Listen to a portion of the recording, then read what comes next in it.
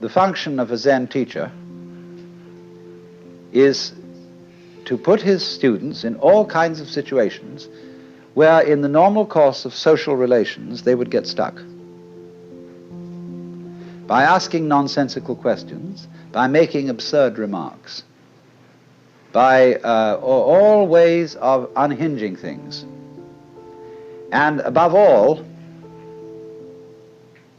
keeping them stirred up with impossible demands. To hear the sound of one hand, to, without moving, stop a ship sailing out on the water, or to stop the sound of a train whistle in the distance. Magic. To touch the ceiling without getting up from one's chair. To take the 4 divisions of Tokyo out of your sleeve. To take Mount Fuji out of a pillbox. All these impossible questions are asked. And in the ordinary way of interpreting these questions, we think, well, now, gee, how could we do that? See, that's a very difficult question that's been asked. And you have to think, what would I do to do that? Because we are caught up in a certain way of discourse, which the language game that we play, and the social games, the production games, and the survival games that we play are good games. But we take them so seriously that we think that that is the only important thing. And this is to unstick us from that notion and realize that it would be just as good a game to drop dead now as to go on living. Is a lightning flash bad because it lives for a second as compared with the sun that goes on for billions of years?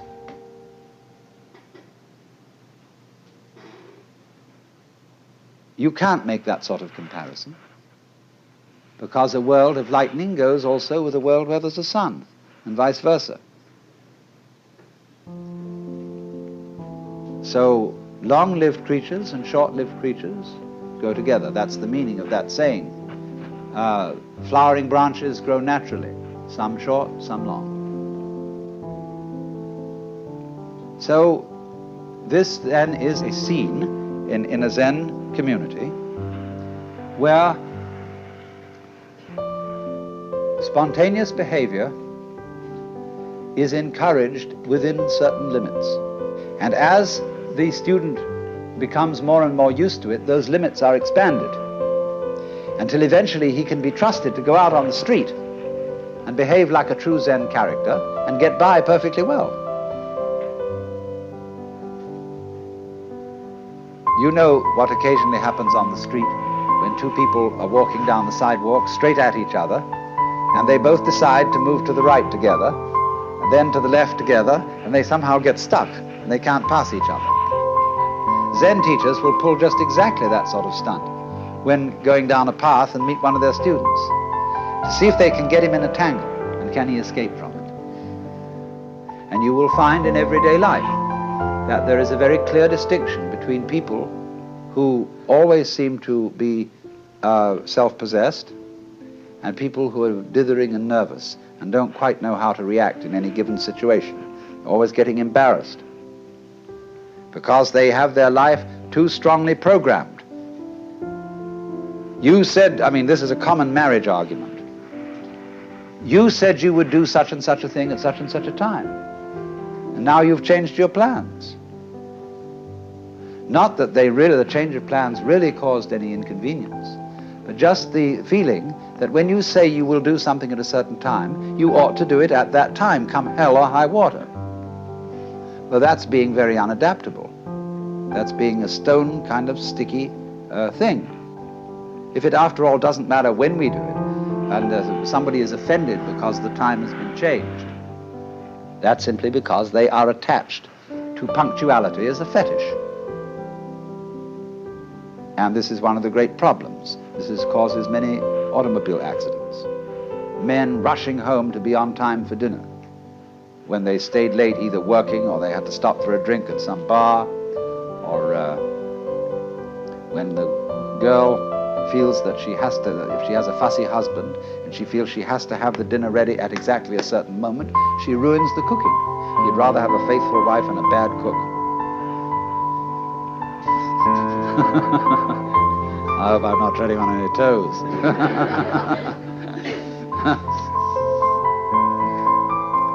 So, you see, we spend an awful lot of energy trying to make our lives fit images of what life is or should be, which they could never possibly fit. So, Zen practice is in getting rid of these images. But it's so explosive socially to do that, and it so worries people. They get vertigo, they get dizzy, they don't know which end is up.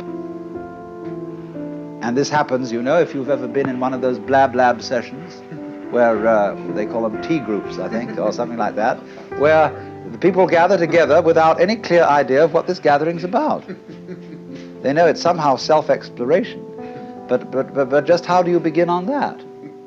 And so somebody starts to push his idea, and then somebody else says, well, why are you trying to push your idea on us? And then they all get into an argument about the argument. And the most amazing confusions come about, but sometimes they all see what idiots they're being. And then they learn to live together in a really open and spontaneous way. There was a very interesting dinner party once where a Zen master was present, and there was a geisha girl who served so beautifully and had such style that he suspected she must have some Zen training. And after a while, when she paused to fill his sake cup, he bowed to her and said, I'd like to give you a present. And she said, I would be most honored. And he took the iron chopsticks that are used for the hibachi, the charcoal brazier, moving the charcoal around. He picked up a piece of red-hot charcoal and gave it to her. Well, she had very long sleeves on her kimono. She whirled the sleeves round her hands and took the hot charcoal, withdrew to the kitchen, dumped it, and changed her kimono because it was burnt through. Then she came back into the room, and after a suitable interval, she stopped before the Zen master and bowed to him and said, I would like to give you, sir, a present. And he said, I would be very much honored. Of course, he was wearing a kimono, something like this. And so she picked up a piece of coal and offered it to him. He immediately produced a cigarette and said, thank you, that's just what I needed.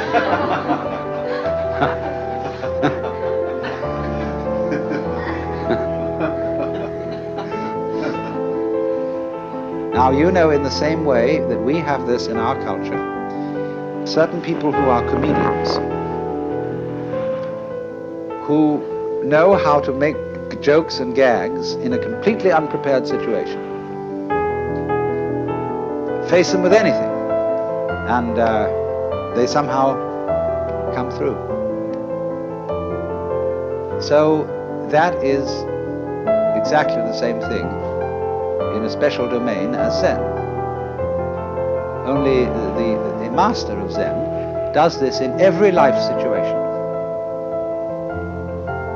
But the important thing is to be able to do this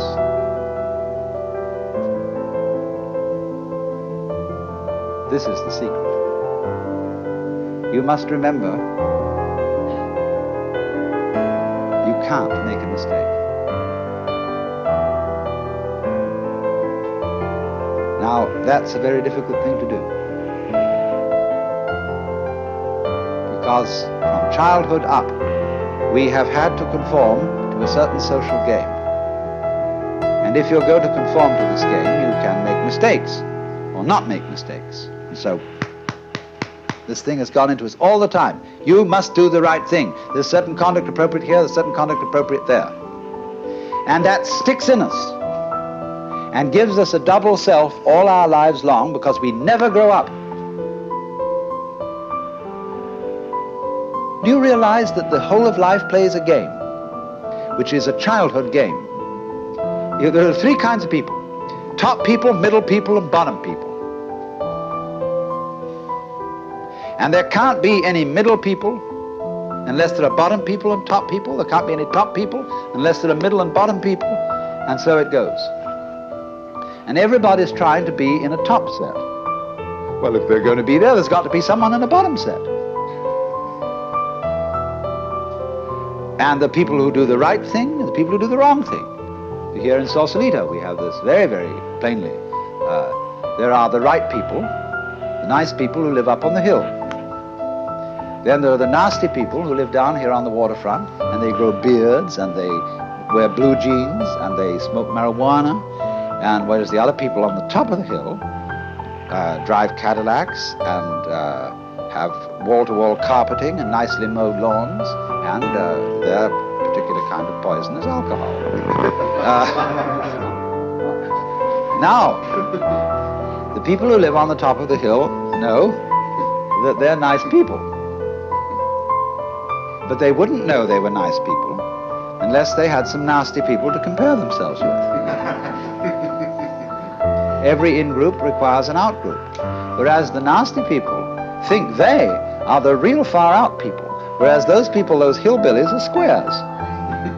And they wouldn't be able to feel far out unless there were squares. See? These things simply go together. But when that is not seen, we play the games of getting on top of things all the time. And so we're in a constant state of competition as to, if it's not I'm stronger than you, it's I'm wiser than you, I'm more loving than you, I'm more tolerant than you, I'm more sophisticated than you. It doesn't matter what it is, but this constant competition is going on. In terms of that competition, we can, of course, lose place and in that sense make mistakes. But what a Zen student is a person who is not involved in the status game. That's the real meaning of a monk. He is not keeping up with the Joneses, and to be a master, he must get to the point where he's not trying to be a master. The whole idea of your being better than anybody else simply doesn't make any sense at all. It is totally meaningless. Because you see everybody manifesting the marvel of the universe in the same way as the stars do, and the water, the winds, and the animals. And you see them all as being in their right places and not being able really to make mistakes, although they may think they're making mistakes or not making mistakes, and playing all these competitive games. But that's their game. Now, I only say, if that game begins to bore you, and it begins to trouble you and give you ulcers and all kinds of things, then you raise the problem of getting out of it. And therefore you start to become interested in things like Zen. That is simply a symptom of your growing in a certain direction, where you are tired of playing a certain kind of game. You are as naturally flowing in another direction as if a tree were putting out a new branch. So because you say, oh well, we people are interested in higher things, you see, that depends still on the differentiation of rank between the superior and the inferior people. But when you begin to see through that and grow out of that, you don't think anymore of this superior and inferior classification. You don't think we are spiritual people who attend to higher things as distinct from these morons who are only interested in beer and television. This is simply our particular form of life. Like there are crabs, and there are spiders, and there are sharks, and there are sparrows, and so on.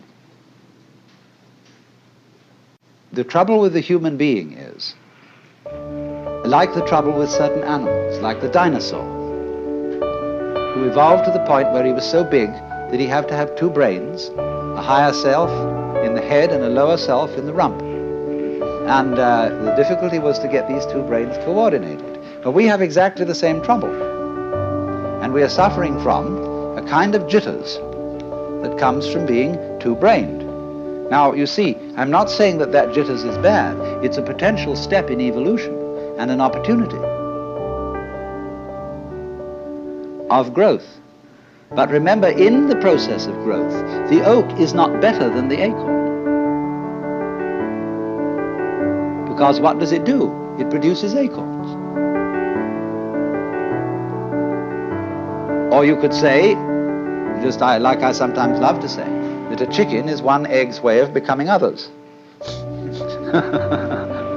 So an oak is an acorn's way of becoming other acorns. Where is the point of superiority?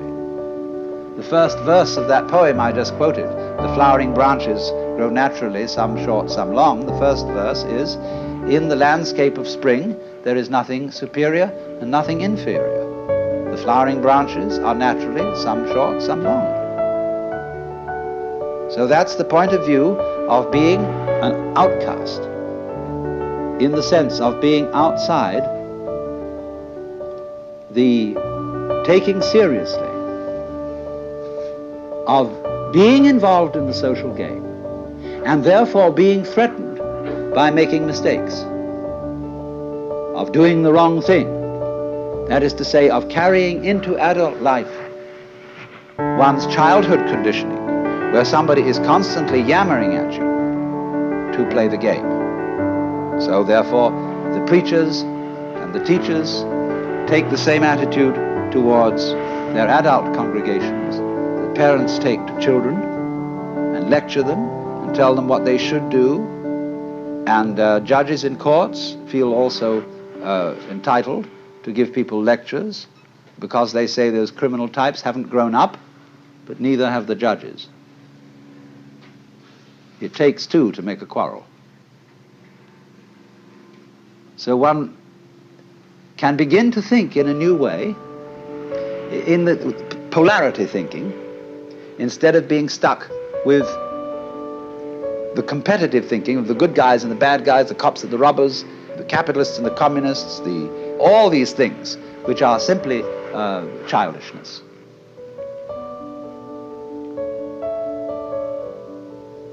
Now, of course, you recognize that if the moment I say that, it's like talking in English in order to show that the English language has limitations.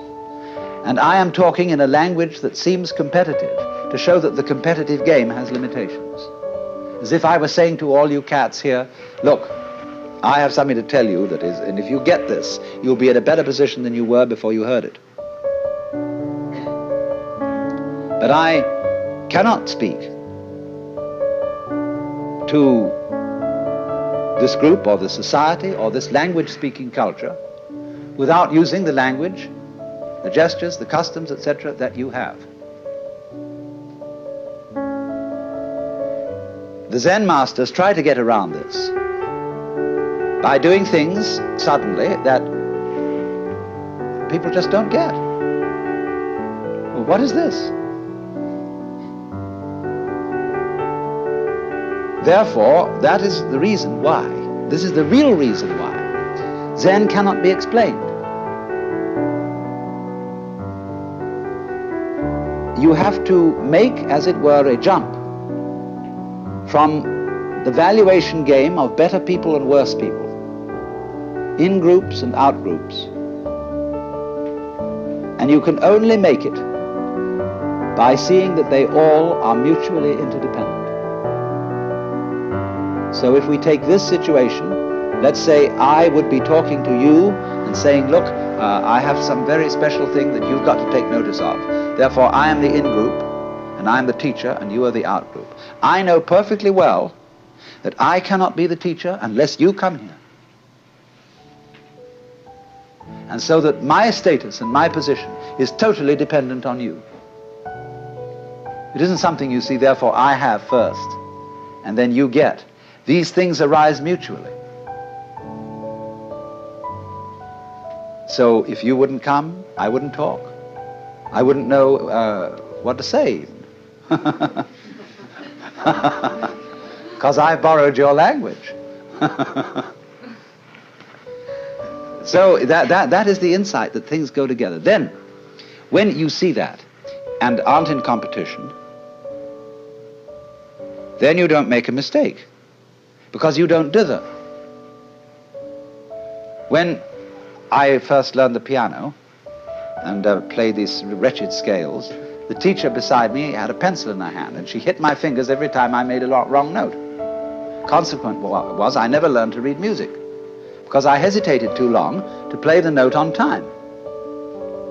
Because I was always, is this pencil going to land? See? And that gets built into your psyche. And so people are always, although they're adults and nobody is clubbing them around and screaming at them any longer, they hear the echoes of that screaming mama or that bombinating papa in the back of their heads all their life long. And so they adopt the same attitudes to their own children, and the fast continues. Because there is no, I don't say that you shouldn't lay down the law to children if you want them to play the social game. But if you lay down the law to your children, you must make provision later in life for them to be liberated, to go through a process of curing them from the bad effects of education. But you can't do that unless you too grow up, you see, as we grow up. Says I, including myself.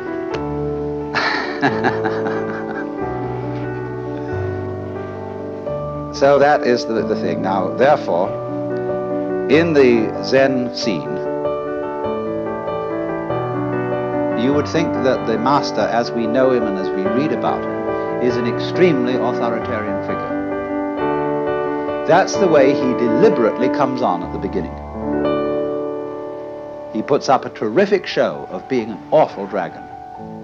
And this screens out all sorts of people who don't have somehow the nerve to get into the work. But once you are in, a very strange change takes place. The master becomes the brother.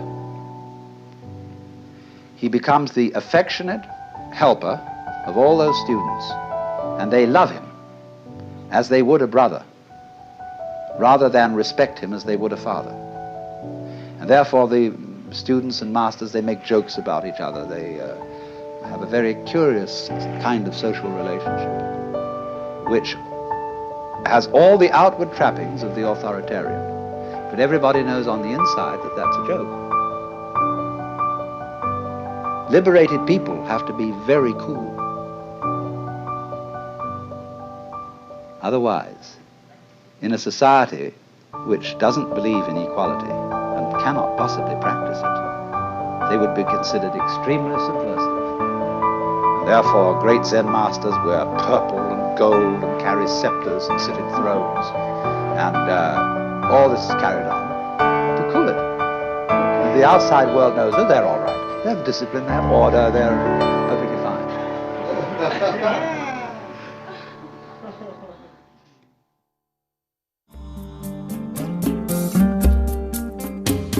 Out of Your Mind now continues with the next lecture from the World as Just So lecture series.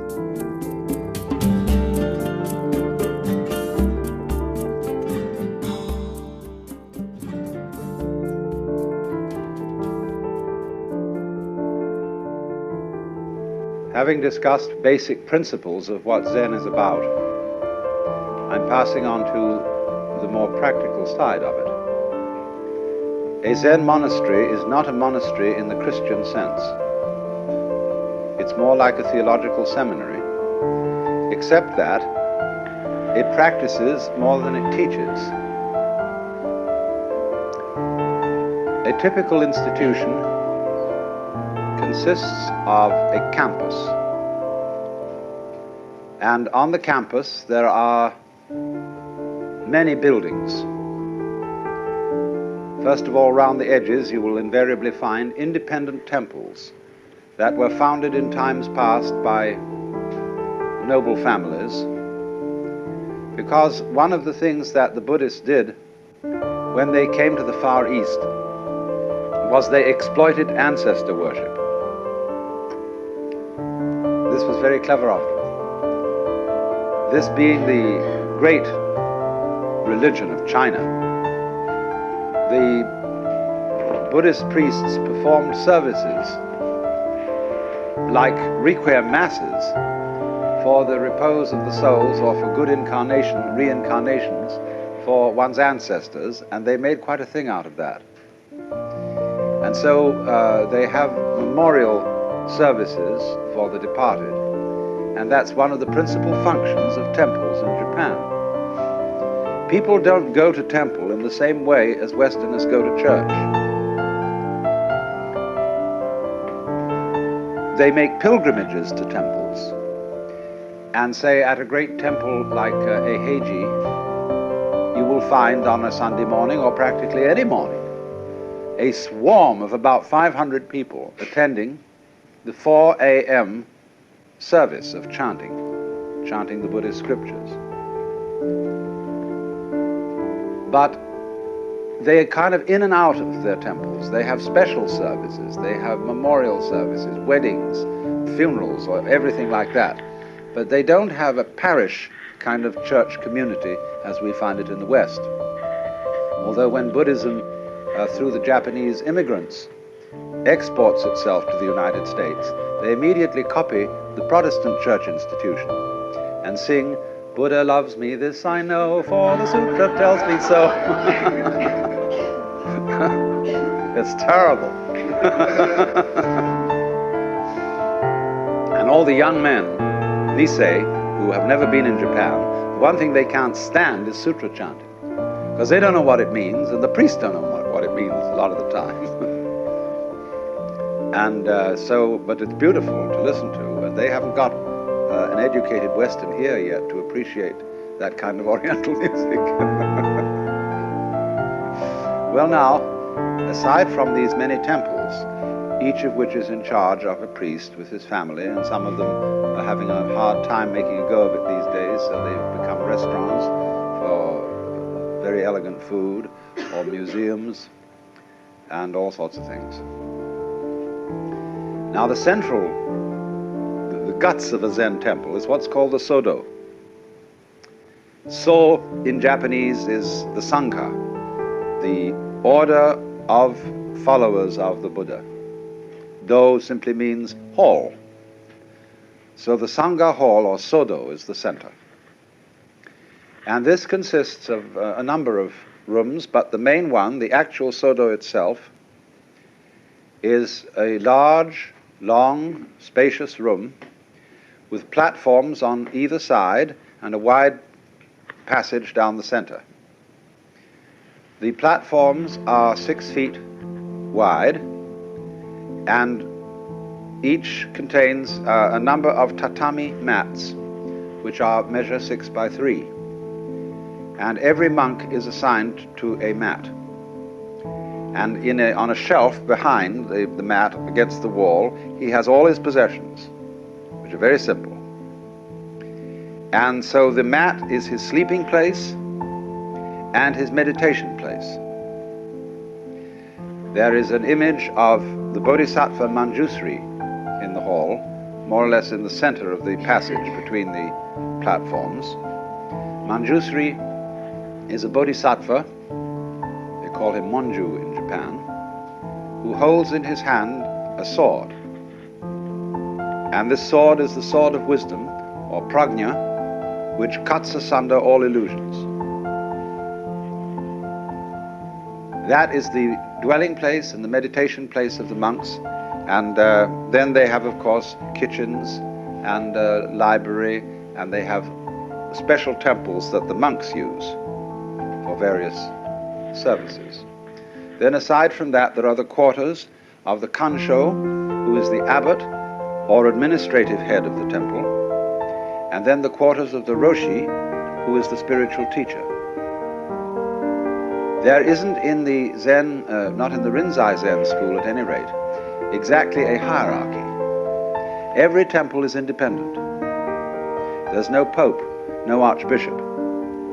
But there is a fraternal relationship between all the temples of the Rinzai sect. The Soto sect have a little bit of a hierarchy, but still, on the whole, the Kansho, or administrative head of the temple, is the big boss. The Roshi is the respected boss, the man everybody's terrified of, at least on the outside at any rate.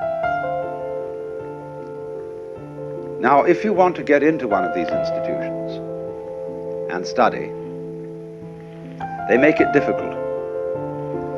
It's so different from the welcome attitude you get when you go into a Christian church. Here they repel you. Westerners, of course, are treated with a certain amount of courtesy that is not ordinarily accorded to Japanese. But even then it's made difficult because they realize that a Westerner who's taken the trouble to learn Japanese and to get himself over the oceans and to live under unfamiliar conditions is certainly pretty serious about it. And there are a number of Western Zen monks. So funny, there's one at Eiheiji who comes from San Francisco, and he's tremendously tall, and to see him with all the others is quite amusing. Anyway, the formal approach is that you arrive in your traveling gear at the gate, and the Zen monk's traveling gear is most picturesque. He wears a great mushroom on his head, an enormous straw hat, about so wide, and then he has a black robe, rather shorter than a kimono, and he has long white tabi socks underneath, and gaita, which are the wooden sandals with bridges on them to keep you high up a bit. Or he may wear just plain warachi, which are straw sandals. Then he carries on the front his little box in which are his eating bowls, his razor, his toothbrush, and such necessities of life.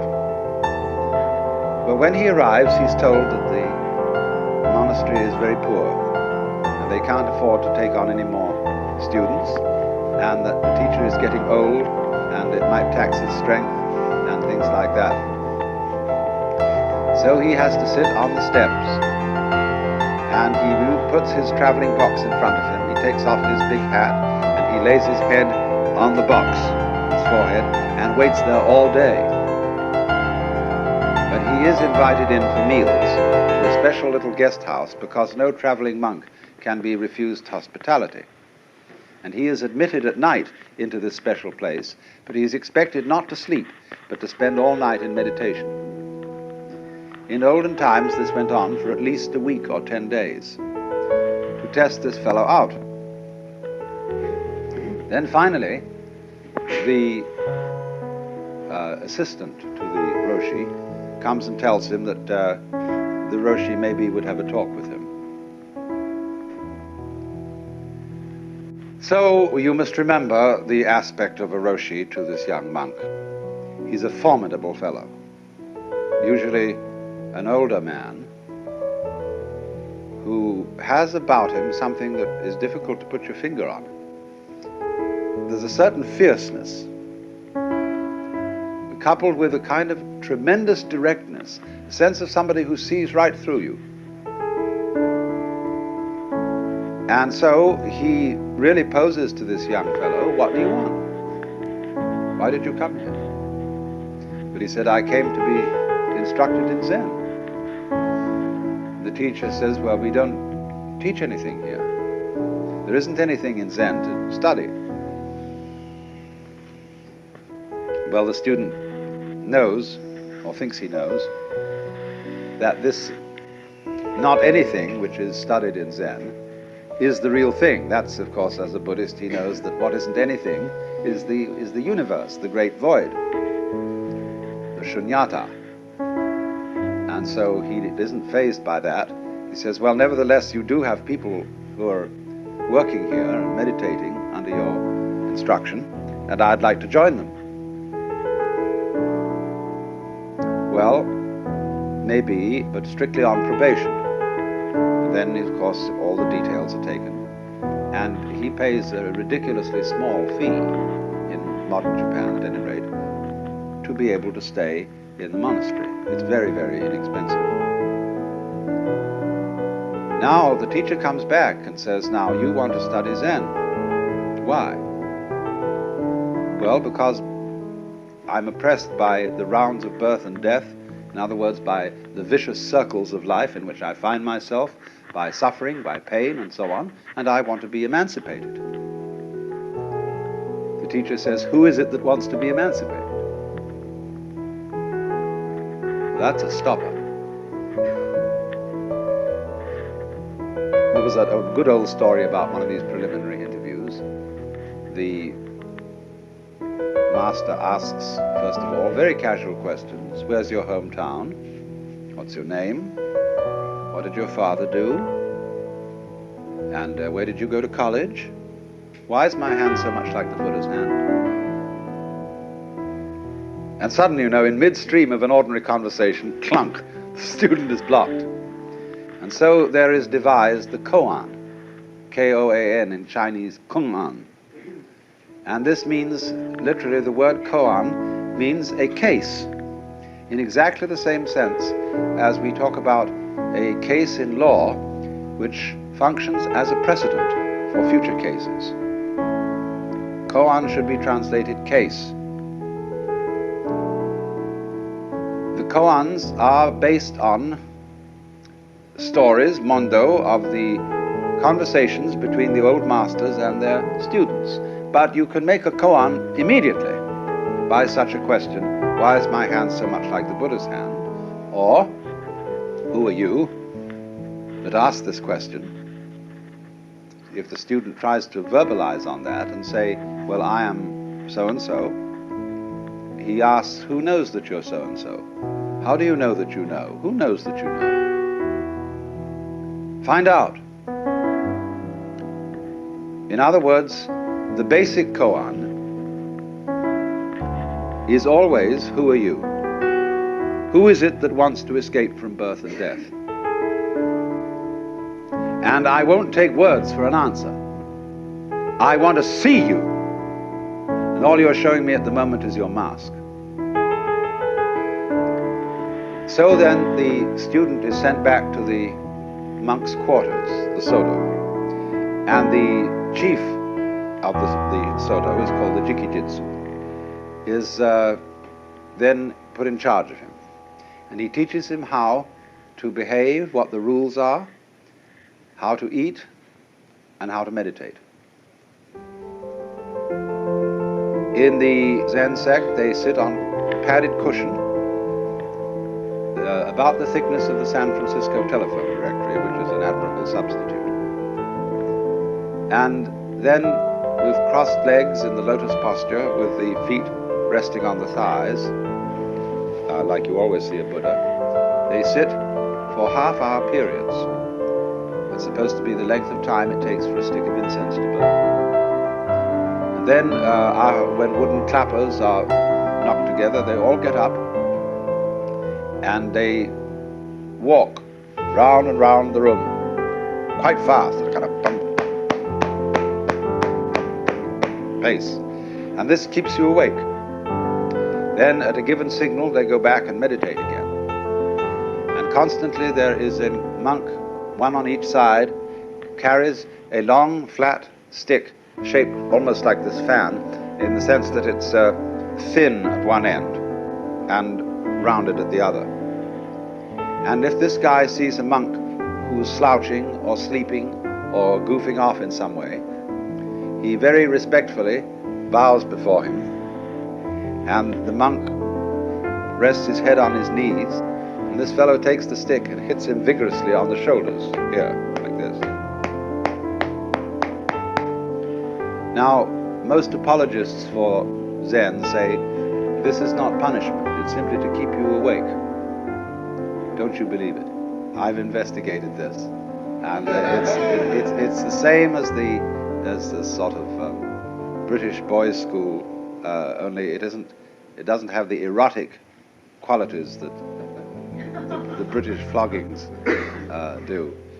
Zen people are cool about it, but it is a kind of a fierce thing. Anyway, the point of the meditation, the Zazen, is that perhaps at the beginning one does nothing more than count your breathing. So many breaths, in counting in tens. Just to allow your thoughts to become still. Zen people do not close their eyes when they meditate, nor do they close their ears. They keep their eyes on the floor in front of them. And they don't try to force away any sounds that are going on, or any smell, or any sensation whatever. Only they don't think about it. And this can become an extraordinarily pleasant occupation. All the little sounds of distant traffic, of birds, of somebody carpentering somewhere and a hammer going, dog barking, or especially rain on the roof. Gorgeous. They don't block that out. But as time goes on, instead of counting breathing, they devote themselves to the koan problem, which the Roshi has assigned. What is the sound of one hand? Who were you before your father and mother conceived you? When Joshu was asked, does a dog have Buddha nature? He replied, no. What is the meaning of no? Or mu? All sorts of these problems. And so as time goes on, every day the student goes to the teacher for what is called Sanzen. Sanzen means studying Zen. And he has to present a satisfactory answer to the koan. Now, Sanzen is the moment in the monastery when no holds are barred, although there's a very formal approach to it. The monk has to stop outside the master's quarters and make this mokugyo.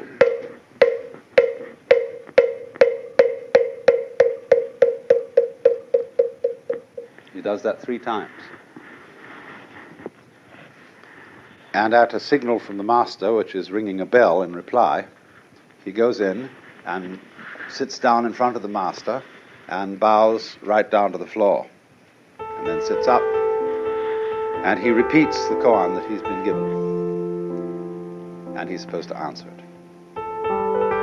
Now the master, if he's not satisfied with the answer, may simply ring his bell, which means interview over, nothing doing.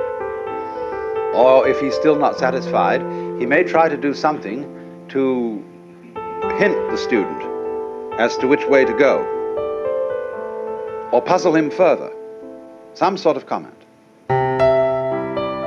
But what happens is this. Do you see what kind of a situation has been set up here? The student is really being asked to be absolutely genuine. So if I said to you, now don't be self-conscious. I want you to be perfectly sincere. And as a matter of fact, I'm a mind reader. And I know whether you're being sincere or not. I can see right down to that last little wiggly guzzle in the back of your mind. And if you think I can, you see, I'm putting you in a double bind. I'm commanding you to be genuine. How can you possibly do that on command? Especially when the person you're confronted with is a father figure, an authority figure. And in Japan, the sensei, the teacher, is even a more authoritative figure than one's father, which is saying a lot. But you are being asked in the presence of this tiger to be completely spontaneous. Or it isn't put in that way, you see, though. I mean, I'm describing this from the standpoint of a psychologist observing what's going on here. No, the thing you've got to do is you've got to hear the sound of one hand. And as your answers become more and more rejected, you get more and more desperate. And there is built up the state that is called the great doubt. The students do everything, you know. They've read all the old Zen stories, and they come in with pieces of rock and wood, and they try and hit the teacher. They do everything. They get nothing will do. I remember I had a friend studying in Kyoto, and on the way to the master's quarters, you passed through a lovely garden with a pool, and he saw a bullfrog in the garden, and he grabbed this bullfrog. They're very tame in Japan. Nobody eats them. Put it in the sleeve of his kimono, and when he got in to give an answer to his koan, he produced the bullfrog. And the master shook his head and said, too intellectual.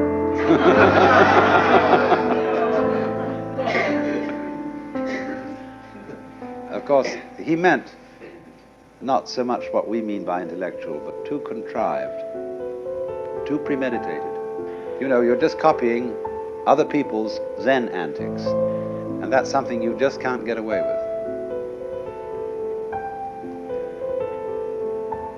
Well, there does come a critical point of total desperation. And when the student reaches that point, the teacher really starts encouraging him. He says, now, come on, you're getting warm, but you must die, be ready to die for this. You must, students have even been put under into the position that if they don't get it in so many days, they're going to commit suicide. And they have, to stimulate this intense period, a thing called oseshin. Don't confuse the word session with the English session. Session means studying or observation of the shin, the heart, the mind, the heart-mind. And at this time, they only sleep 4 hours a night. And they meditate solidly all through the day. They go for the Sanzen interview twice a day, every one of them. And it's a tremendous workout and will last about 5 days, 5 or 6 days. And in that period, the pressure is really on. Everybody is worked into a pitch of this kind of psychic fury that they have to get this thing answered. There's a man in Japan today who has a 5-day Zen system, and he practically guarantees that you will have Satori in his 5 days. I've just got a book about it written by a Britisher. I haven't had a chance to read it yet. Well, I had someone I knew of who was over studying Zen on a Fulbright grant, and the grant was winding up, and he still hadn't got the sound of one hand. He said to the master, look, the grant's running out and I can't stay here, and I've just got to get this thing.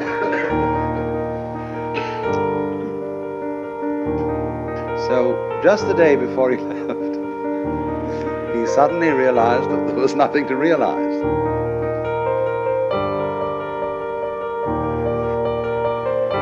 And that was it. You know, here he had spent his whole life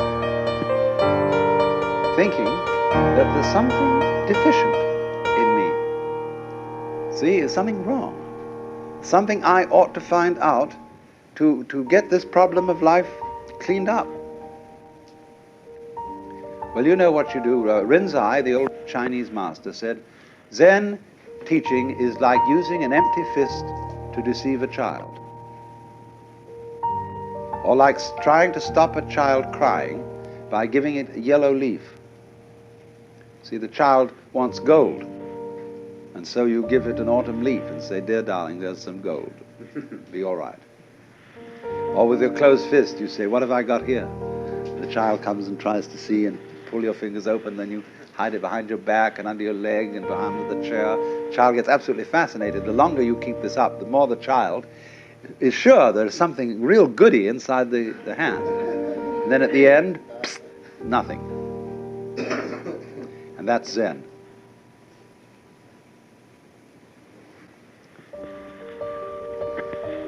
So there comes the time, you see, when the student can go in front of the master and not give a damn, because he's seen the point. There wasn't a problem. He made up the problem himself. He came and projected it on this master who knew how to handle that kind of person by making him much more stupid than he was before, until he sees the essential stupidity of the human situation, where we are playing a game of one-upmanship on other people and on the universe. How to get the better of life? Well, what makes you think you're separate from life so that you can get the better of it? How can you beat the game? What game? Or who will beat it?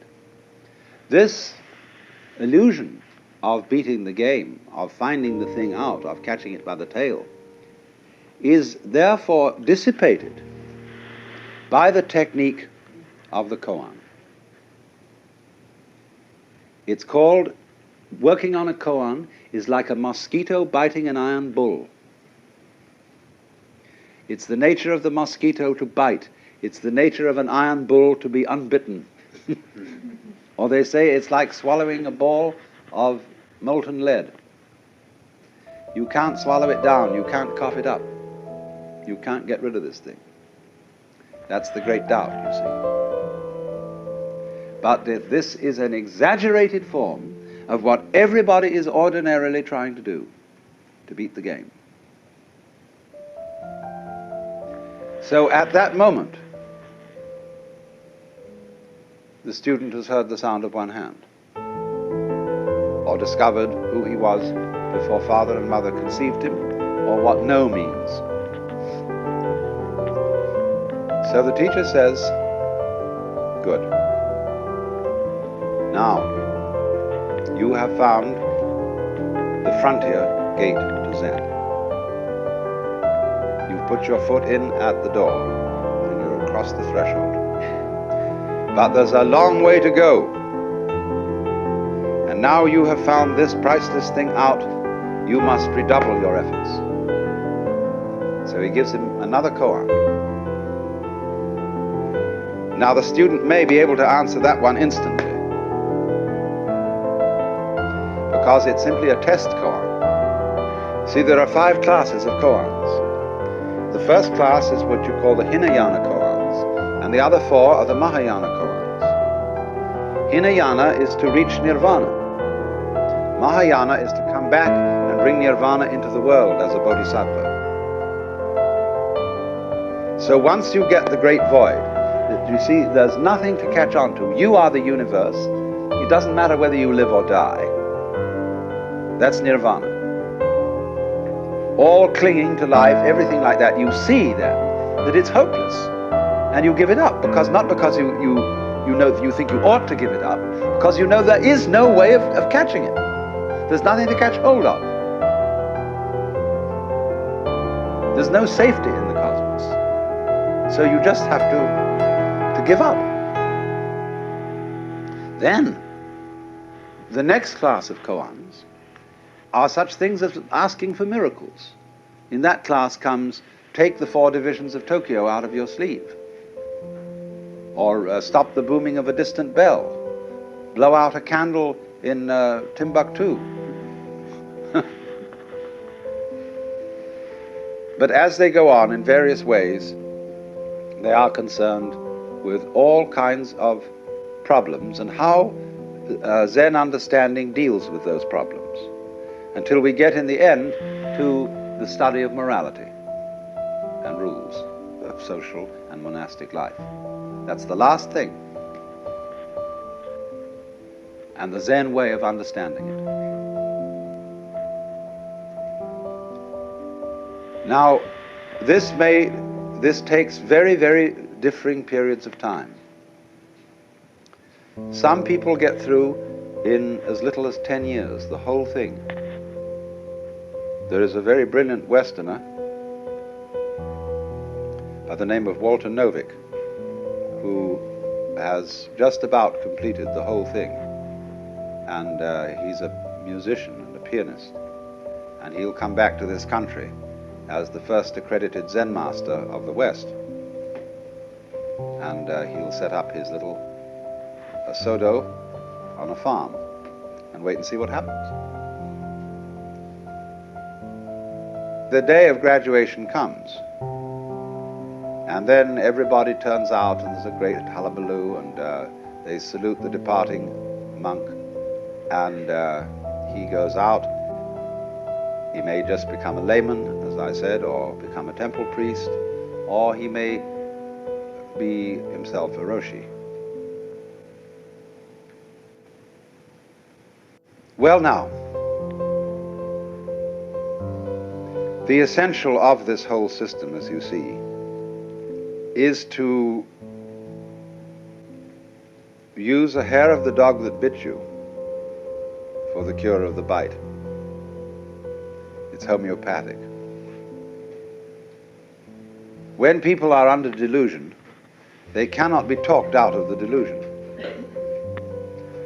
No amount of talk could persuade anybody that his ego is an illusion.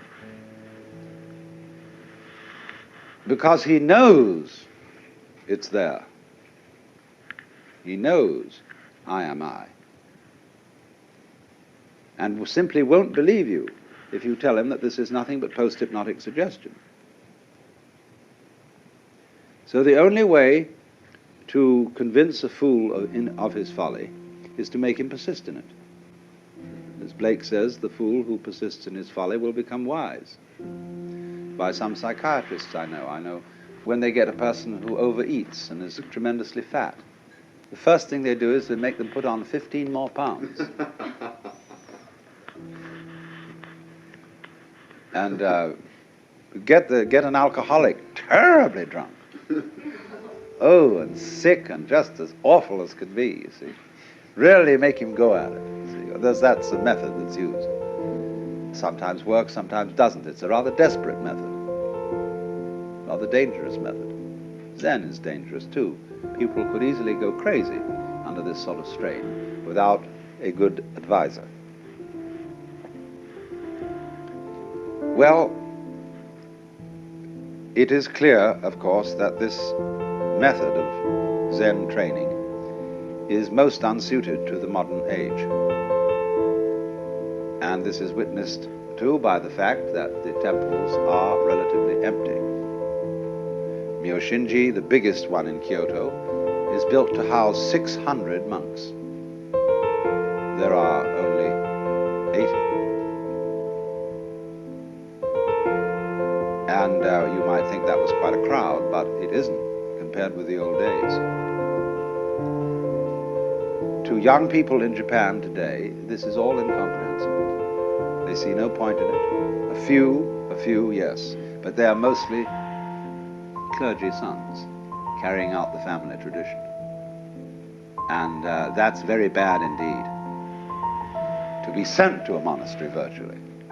The only possible success can come for someone who goes because he feels that nothing else in the world will satisfy him. He just has to do it. And so the traditions, as in all these ancient organizations, have become very fixed. A lot of it's meaningless. It is certainly not going to last. Not in that form. It's falling apart right under our eyes. It's old and it's set in its ways. Also, since the time of Hakuin, the koans have been given fixed answers. That is to say, there is a sort of prescribed way in which to answer, and you've got to hit on the right one. And then after you've answered it, you have to find a poem from a little book called the Zenrin Kushu, which means the Zen Forest Anthology. And there are little couplets, and you've got to find one which represents the meaning of your koan. I mean, you know, take the 4 divisions of Tokyo out of your sleeve. Nothing could be simpler.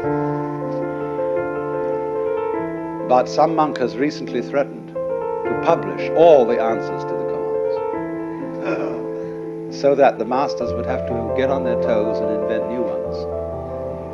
I know a Roshi who invents new ones. And the moment they open their mouths, he stops them. No, no, no. Too late.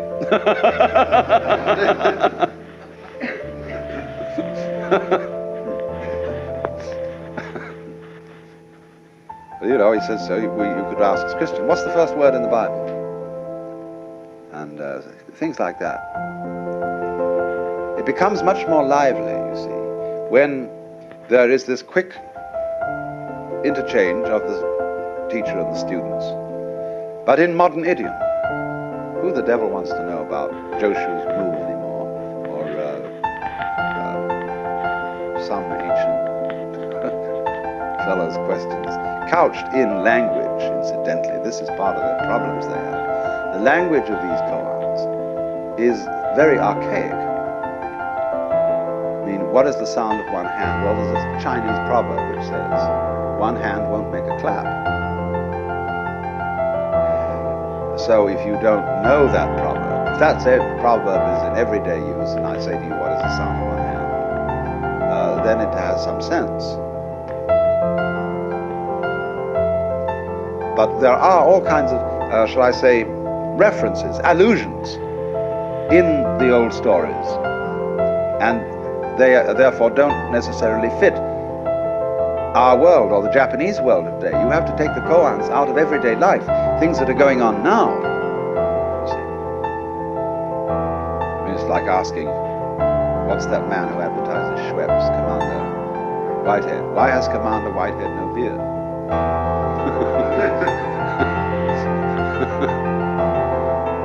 There was, though, you see, there was a division in the history of Zen.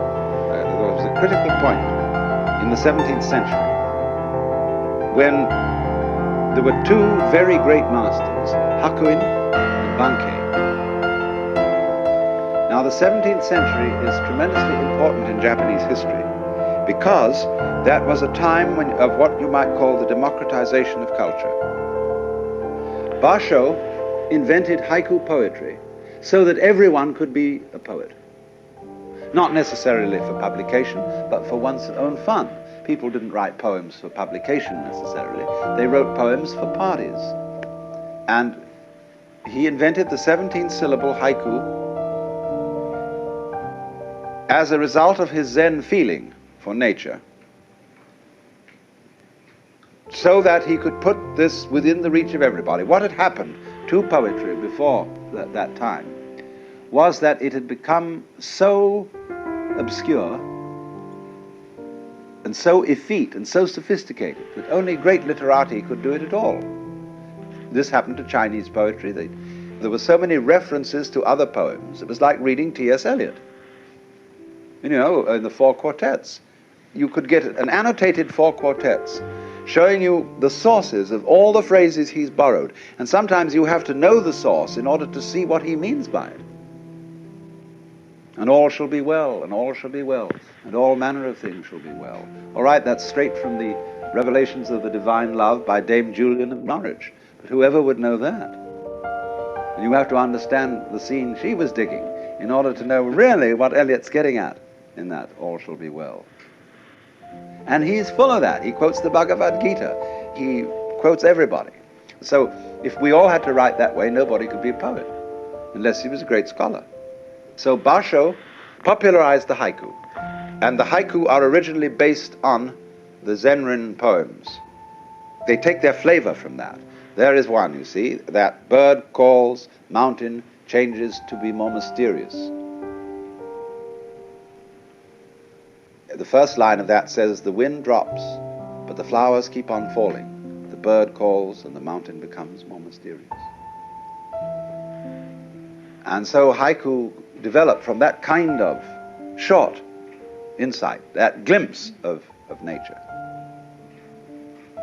Now, while Basho was taking poetry to the peasants, Bankei was taking Zen to them as well, to the farmers. And he ran his Zen on an entirely different system. He talked mainly about what he called Husho. Husho is the unborn, that which has not yet arisen and which, as a matter of fact, never does arise. And so he said, there is in you the unborn mind which was given to you by your parents. Let me just read you a few quotations from him to show you what sort of a person he was. The mind begotten by and given to each of us by our parents is none other than the Buddha mind, birthless and immaculate, sufficient to manage all that life throws upon us. A proof. Suppose at this very instant, while you face me listening, a crow caws and a sparrow twitters somewhere behind you. Without any intention on your part to distinguish between these sounds, you hear each distinctly. In doing so, you are hearing with the birthless mind, which is yours for all eternity. Well, we are to be in this mind from now on, and our sect will be known as the Buddha Mind Sect. To consider my example of a moment ago once again, if any of you feel you heard the crow and the sparrow intentionally, you are deluding yourselves. For you are listening to me, not to what goes on behind you. In spite of this, there are moments when you hear such sounds distinctly, when you hear with the Buddha mind of non-birth. Nobody here can deny this.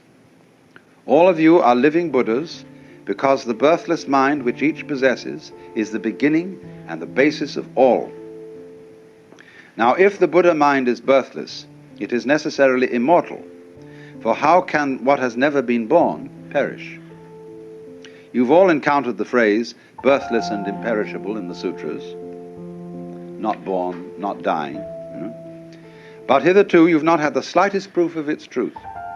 Indeed, I suppose, like most people, you've memorized this phrase while being ignorant of the fact of birthlessness. When I was 25, I realized that non-birth is all sufficient to life, and since then, for 40 years, I've been proving it to people just like you. I was the first to preach this greatest truth of life. I ask, have any of you priests heard anybody else teach this truth before me? Of course not. A priest said to him, once in the Buddha mind, I'm absent-minded.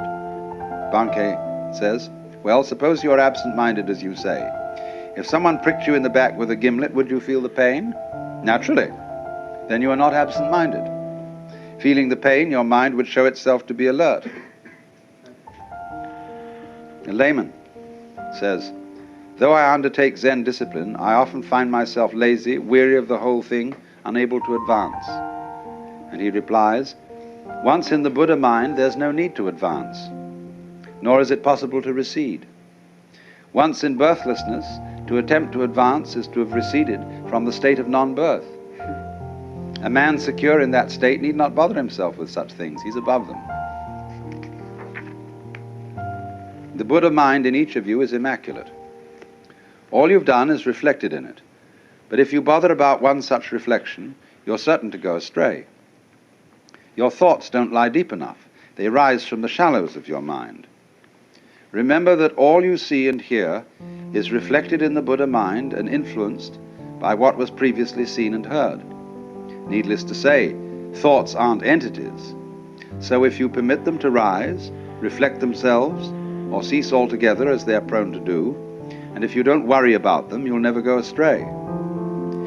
In this way, let 100, nay 1,000 thoughts arise, and it's as if not one has arisen. You will remain undisturbed. The only thing I tell my people is to stay in the Buddha mind. There are no regulations, no formal discipline. Nevertheless, they have agreed among themselves to sit in Zen for a period of 2 incense sticks daily. All right, let them. But they should well understand that the birthless Buddha mind has absolutely nothing to do with sitting with an incense stick burning in front of you. If one keeps in the Buddha mind without straying, there's no further satori to seek. Whether awake or asleep, one is a living Buddha. Zazen means only one thing, sitting tranquilly in the Buddha mind. But really, you know, one's everyday life in its entirety should be thought of as a kind of sitting in Zen. Even during one's formal sitting, one may leave one's seat to attend to something. In my temple, at least, such things are allowed. Indeed, it's sometimes advisable to walk in Zen for one incense stick's burning and sit in Zen for the other. A natural thing after all. One can't sleep all day, so one rises. One can't talk all day, so one sits in Zen. There are no binding rules here. And so that's what happened, you see. Bankei was the abbot of Myoshinji, the Roshi. And he stopped the monks using the kaiseki stick to hit them when they weren't meditating or sleeping in meditation, because he said, even a sleeping man is still a Buddha, and you shouldn't be disrespectful. And he attempted a Zen of no methods. You can meditate if you want to, that's fine. But that's like polishing a brick to make a mirror. And he used to say too that trying to purify your mind is like trying to wash off blood with blood. But Bankei Zen was elusive. Hakuin had 8 successors. Bankei had none. And some people think that that was the most admirable thing about it.